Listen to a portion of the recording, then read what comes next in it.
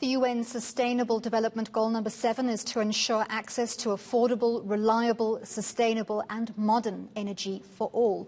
These were adopted in 2015 and came into force on the 1st of January 2016, the aim being to achieve them by 2030. It's now 2021, almost halfway towards the deadline, but looking at the goals from a consumer's point of view, South Africa is not in a position to tick any of those boxes. So are we making progress at least? To discuss this further, I'm joined via Skype by Managing Director of Nova Economics, Kay Walsh. Kay, thanks very much for your time this afternoon. So are these goals being actively pursued in South Africa, or do we have a completely different agenda? No, I think we are committed as a country to trying to fulfill the SDG 7 and the other sustainable development goals, but it might feel at the moment that we are quite far from that on the energy front with frequent episodes of load shedding. But I wouldn't say that we're not in a position to tick any of the energy access boxes. We actually have the traditional measure of energy access was the proportion of households that are connected to the national grid. And we actually made great strides in that regard. I think nearly 93% of South Africans living in urban areas have a connection to the grid, and slightly less than that in rural areas. But yeah, that compares very favorably with some of our neighboring countries, for example. Where we're clearly not doing well is on the reliability front. So you can actually measure energy access in terms of 5 or 6 dimensions, which include reliability, availability, quality, capacity, and just purely access. And certainly we've been struggling for over a decade now on the issue of electricity reliability. So that's where we have to put our focus. Consumers are often unaware of the work being done in the background. So what is happening behind the scenes to get us closer to achieving these goals, especially where sustainability and modern energy is required?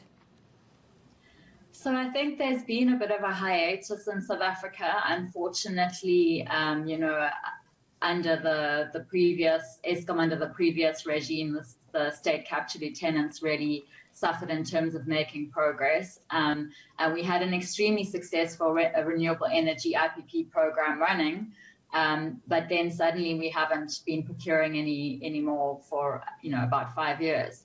And I think it was very comforting to note in President Cyril Ramaphosa's State of the Nation address that we are recommitting to procuring renewable energy, quite a substantial amount, at least 2,600 megawatts in the next round, and then another 11,800 megawatts of a combination of renewable energy, gas, and a little bit of coal. So I think we have, we had been making great strides. There was a long pause, and now hopefully we're recommitted and back in the right direction. You recently took part in a study into the investment case for clean energy in 5 SADC countries. What did that study reveal about clean energy in poor countries? So it's a very different picture once you move beyond South Africa. Energy access looks a lot more dire. We were commissioned by United Nations development program to conduct a market scoping for 5 Southern African countries. The UN has been involved in a very successful program called Clean Start in East Africa, where they're trying to promote access to off-grid energy solutions. So it's not grid-supplied energy, but typically small-scale solar home solutions. And there's a massive need for this beyond South Africa because, for example, only 13% of the Malawian population currently have access to grid electricity, and only 24% of the population in Madagascar and similarly in Mozambique. So there are millions of people in neighboring countries who don't yet have, who are not in the position of us, who have a grid connection, but it's unreliable, but they don't have a connection at all. And rely on biofuels, kerosene, etc., for cooking and lighting. So this is where the UN is very excited about the potential to kickstart or promote market-led solutions to energy access. And it's actually the only way that these countries are going to have any prospect of reaching SDG 7 by 2030. Shifting our focus back home, you are also doing work for Eskom on tariff cases. We know that tariffs have recently been approved. They're going to increase quite drastically. Tell us a little bit more about how this increase was calculated and whether that is really the best way for Eskom to try and improve its position, given that so many consumers simply can't afford to pay and the municipalities owe them billions. I mean, is that money really likely to end up directly in Eskom's coffers? Yeah, so the regulatory framework under which Eskom falls, the way its tariffs are determined, is in line with a very widely adopted international methodology called rate of return regulation. And essentially it allows Eskom to recover all its prudently and efficiently incurred costs. So it's a kind of cost pass-through plus a reasonable return on the capital that it's invested in new generation.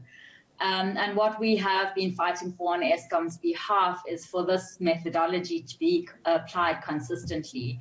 It is the sort of widely adopted methodology to set monopoly utilities tariffs around the world. I think the problem in South Africa is electricity has historically been underpriced, so implicitly subsidized by government, and there's a long history due to overbuilding of power stations in the early 80s, et cetera, trying to attract any consumer at very low prices. That we've had this history. We've got very used to South Africans, cheap electricity, and when Eskom got into the position where it realized it had to build new power stations, the methodology works so that as soon as you add assets to the balance sheet, Eskom now needs to recover the cost of that capital invested via the tariff. Had it been done slowly over a good period, had there been good planning, you wouldn't have seen such a sharp jump in tariffs. But as a result of a series of delays in decision making, and because tariffs were so low that no private sector companies wanted to invest in electricity generation in South Africa, we're now in this very difficult situation where for every unit of power Eskom sells, it's making a loss. So there definitely is a need. I know it's very unpopular for Eskom to be able to recover the amount of revenue it needs to recover under this well-accepted international methodology. But at the same time, I think, the executive of the utility also acknowledged that the waters became very muddied. Eskom was, a victim of state capture, and there's also a need for them to become more efficient. But from our perspective, there's still a valid case for them to raise tariffs. Okay, so what I hear you saying is that basically consumers, we're just going to have to suck it up, right? Thank you very much to Kay Walsh from Nova Economics for that analysis.